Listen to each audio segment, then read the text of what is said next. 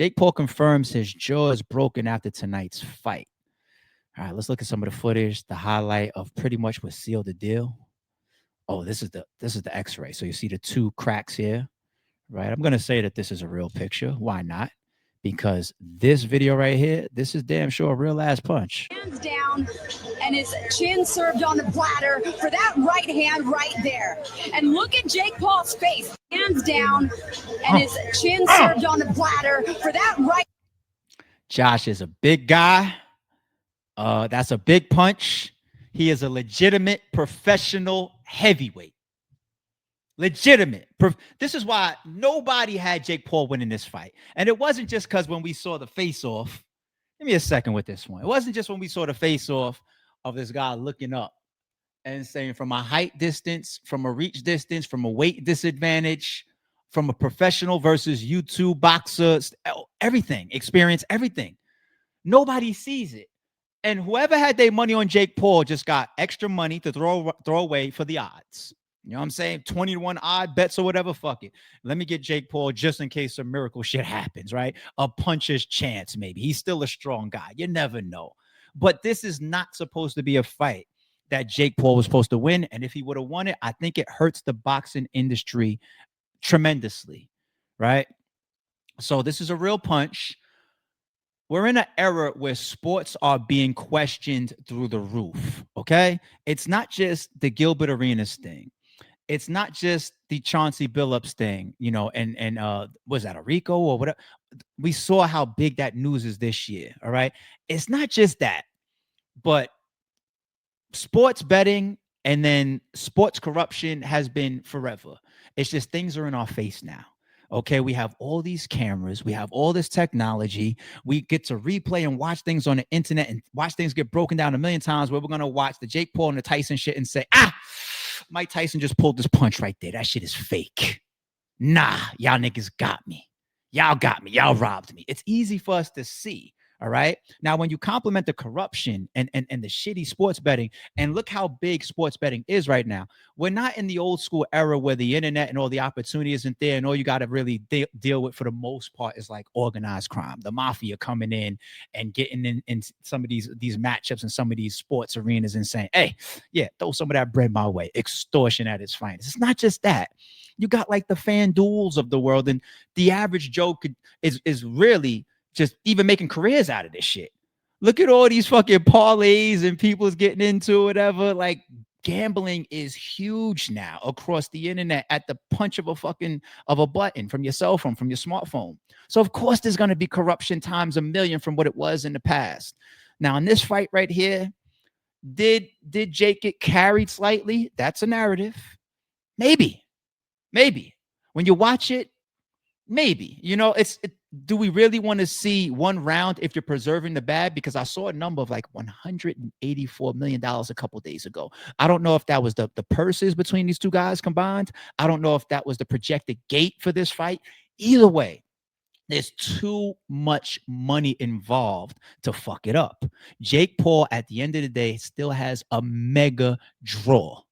So even if this is going to be a real fucking right hand that sits him on his back pockets, you still got to think about the bag. You still got to think about tomorrow. You still got to think about the brands involved. So did he get carried? I don't know. Jake Paul was out here before the fight threatening to sue people. So allegedly, he didn't want no narratives around that shit. He wants his bag and his integrity around his fights, especially after the Tyson shit. I'm going to say allegedly, but that was definitely a real right hand that man took. And I also ended like this. He's lucky it didn't put him out, because I don't give a fuck about if you're the toughest. Anybody can be put to sleep with the right punch. Anybody, any man. Okay. He's lucky he didn't go out from that punch. All right. So we can slice it how we want to slice it. But when you see that blood in his mouth in a post interview and you see him struggling to stretch his jaw while he's talking, yeah. You know what I'm saying? So I'm glad they put a little bit of integrity back around his fights and in the boxing arena, because we're in a bag era. It's not just about the best of the best and, you know, real boxing matches. We see all types of stuff happening these days, right? And speaking of all types of stuff happening these days, before I go to Stiz, this is what I mean. And I mean this respectfully, okay? I mean this respectfully. Anderson Silva, I love the man. I've been watching him since I was a kid. Early MMA years and all that. I've been watching Anderson Silva forever. This man is 15 years old and put Woodley on his ass. Stopped him actually in this fight. But when I say the bag era and things all over the place from sports, think about it. These are MMA fighters, okay? They're putting on boxing bouts. And at the end of the day, this is a 50-year-old. The bag era. If something can be sold, it's going to be sold, whether it really is credible like that or not. There's still talks of Mike Tyson versus Mayweather right now. I mean, hello, wake up. Let's not be left behind. But even still, shout out to Anderson Silva. Woodley would probably eat himself up to that a little bit. Christian Contra digging in, Silva lighting up Woodley. Yeah, that's it. You saw the little stuttering of the legs, right? And I don't want to play that footage too much.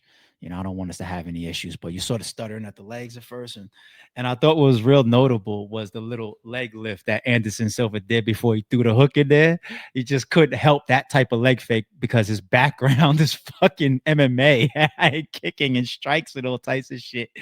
So shout out to Anderson Silva, man, 50 years old, and put a much younger man down. You know, it is what it is. You know, we've seen George Foreman type of shit happen before, right? So it's possible. A good fight is a good fight. The right punch is the right punch. That's just how it goes. All right, Stiz, front and center. I'm not gonna play no footage. I ain't gonna play no footage.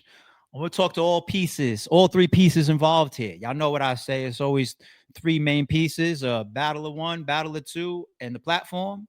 It's no different in here. Two fighters and a platform. All right, first I'm gonna go to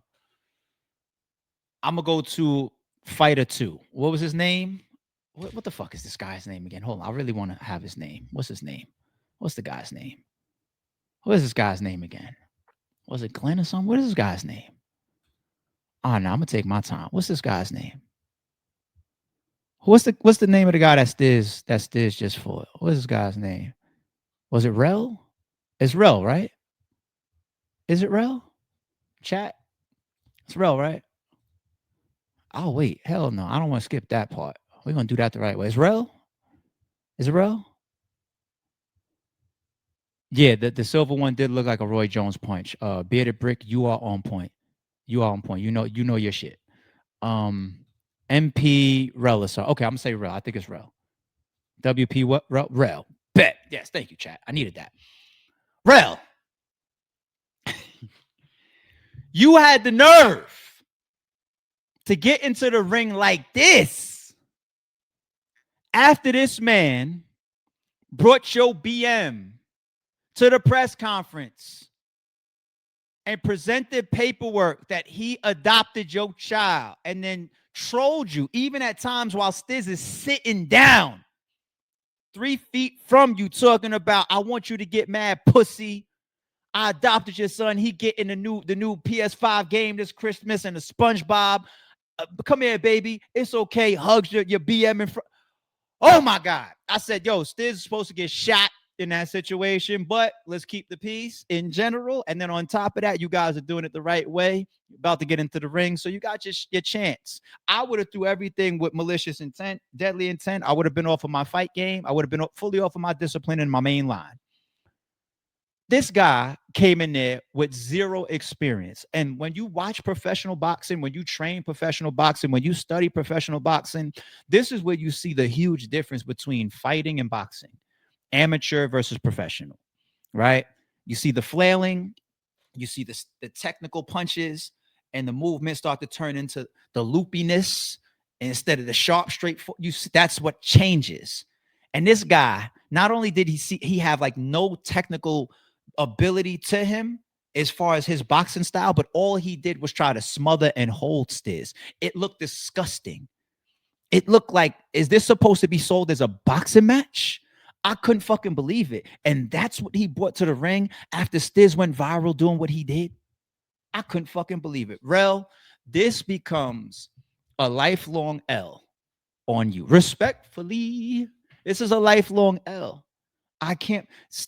When I brought up that video and I said, yo, this is one of the wildest pre-press conference things I've ever seen in boxing, I was early to it. And then you start looking around Twitter for like the next day and everything, and Stiz is on every website. He went viral. I said, I told y'all. I told you it's not just me. I fucking told y'all. And you get into the ring and you do that. This fight was stopped in the second round by the ref for holding. For holding. I'm off rail. Disgusting. Go sit in the corner. Okay? Go sit. Respectfully, go sit in the corner. Now, before I go to the platform, let me go to Stiz. Stiz, I got one problem with you. One problem with Stiz. Your celebration. That's why I have it paused right here. Stiz drops down to his knees. He looks like he's praying up to the Lord. He jumps on the ropes. I told you, Gil. I love you, Wallow.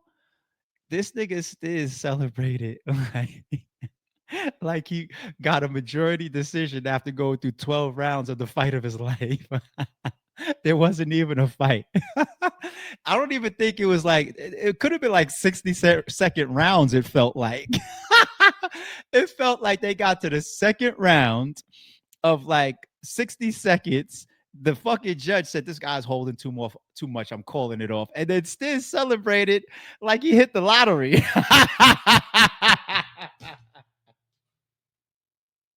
Yo, Stiz, granted, I think you would have beat the shit out of Son because he looked horrible. He looked horrible as a boxer. I think Stiz was going to beat the shit out of him. But Stiz, you way over celebrated, my nigga. I get it though. Let's be real. I know what that is right there.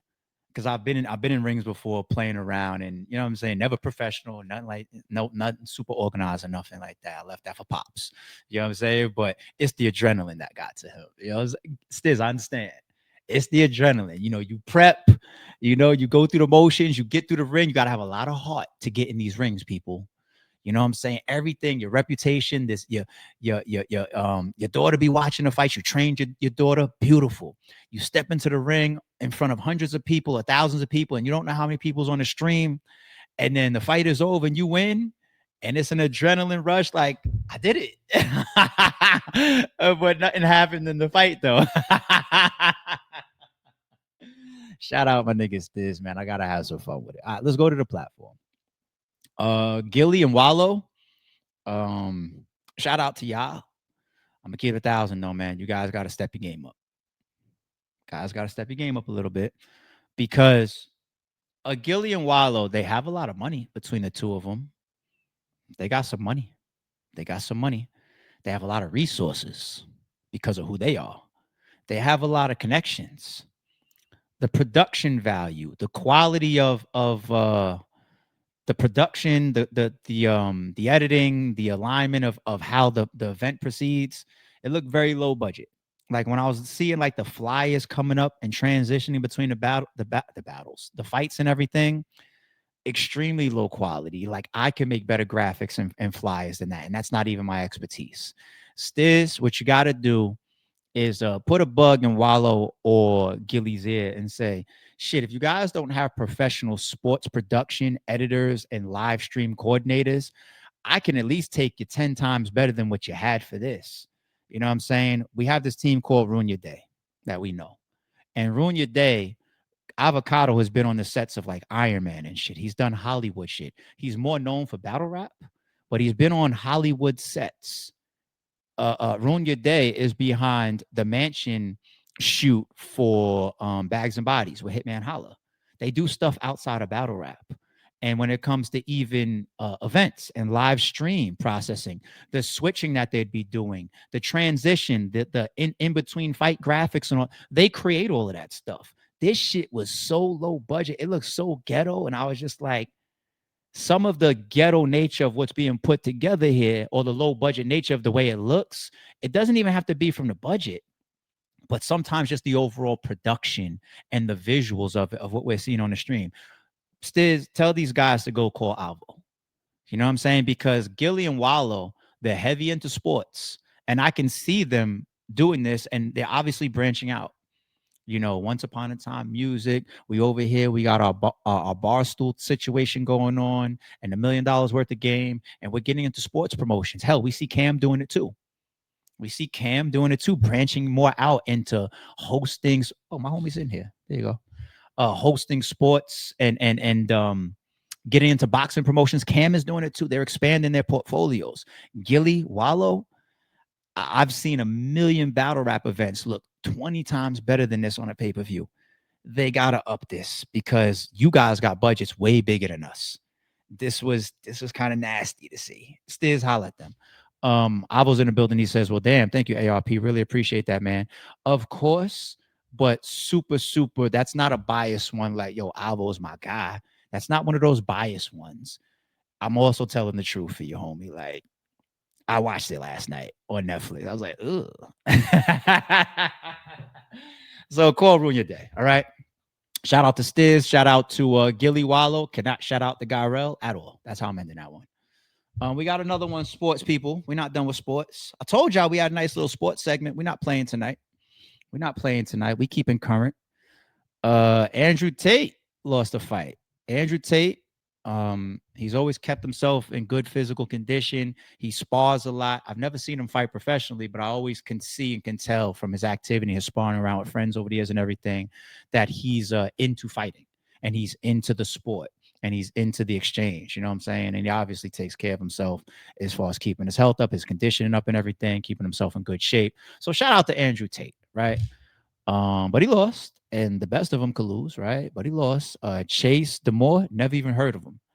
Never heard of Chase, but I saw the little face-off where Chase and Andrew Tate stood in front of each other, and Chase gave him a little flinch, and Andrew flinched back. And a lot of people sometimes say that's not a good sign early for fighters.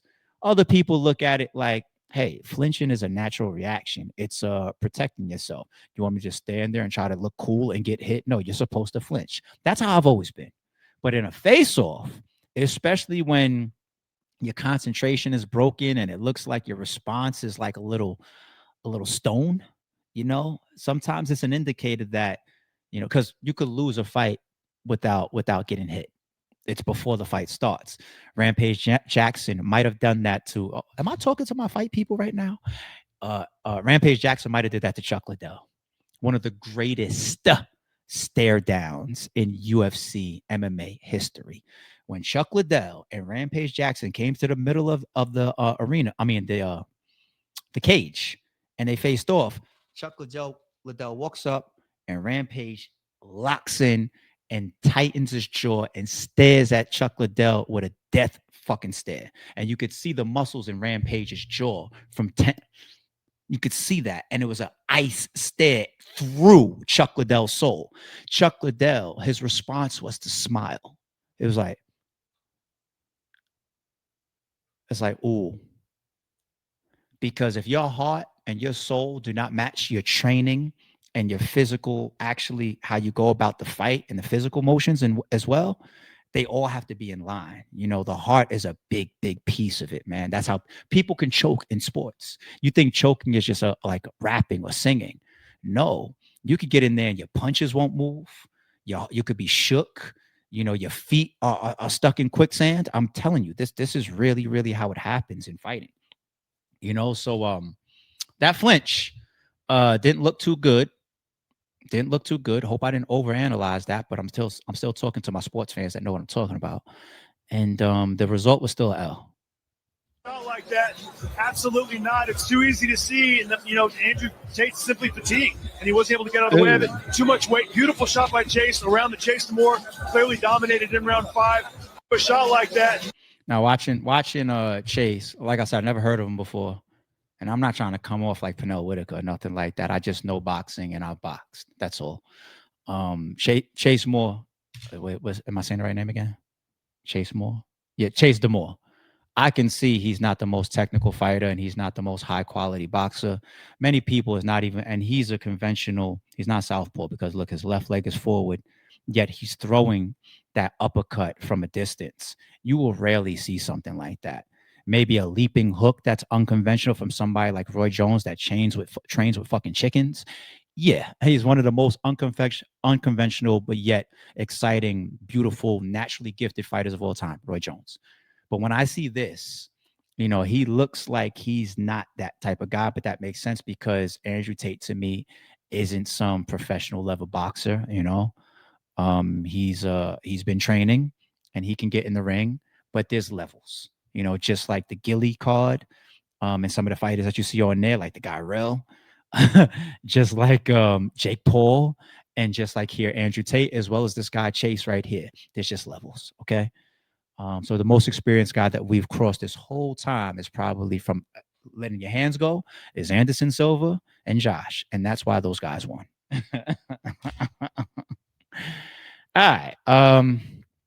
Last but not least, closing out sports. Okay, and then we're going to start to move on to other news, and then we're going to start getting into our main events and our titles.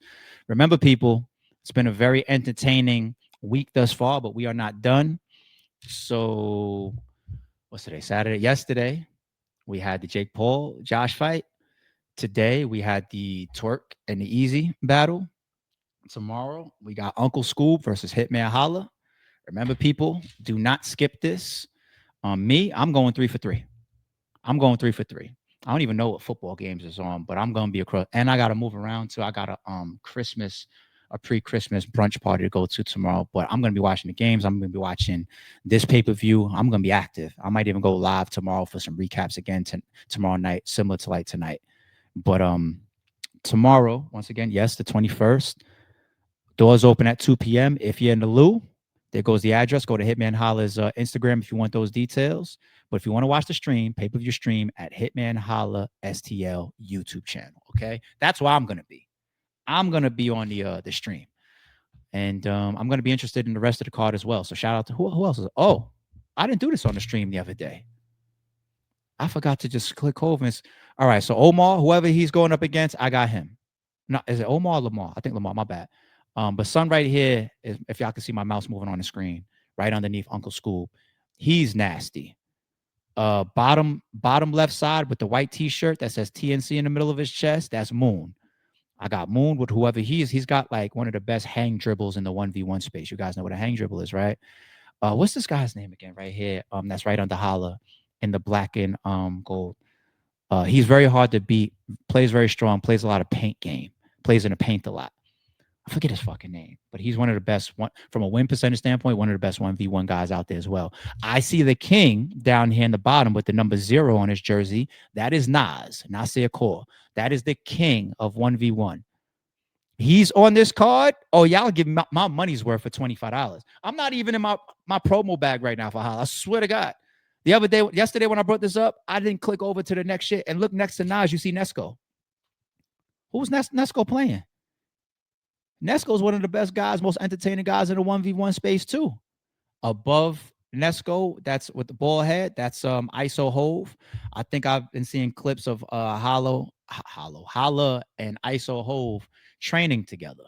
So Holla, we're gonna see tomorrow how far your training has come and how much you're gonna get into your bag and drawing some of your old prime days as well. And also to the left underneath Holla in the white, I forgot his name, but I did watch when he called out Nas and Nas beat the shit out of him. Nas grabbed somebody else's sneakers and said, "You called me out, man. I'm here to commentate." He beat the shit out of him. And I know, I get it. In that particular fight, if people know the 1v1 space and you know what I'm talking about, he was playing all week and he had several other games that day. But hey, you called him out. You called the king out. He got his ass whooped. That's just how it go. Obviously, you guys can see that I'm heavy into the 1v1 space. I love it. I love it. I love it. I love it. So, all right, Holla, we tuned in tomorrow. And this card, you guys got some super top tiers and some god tier people like Nas on the card. Yeah, we in there. We on that stream.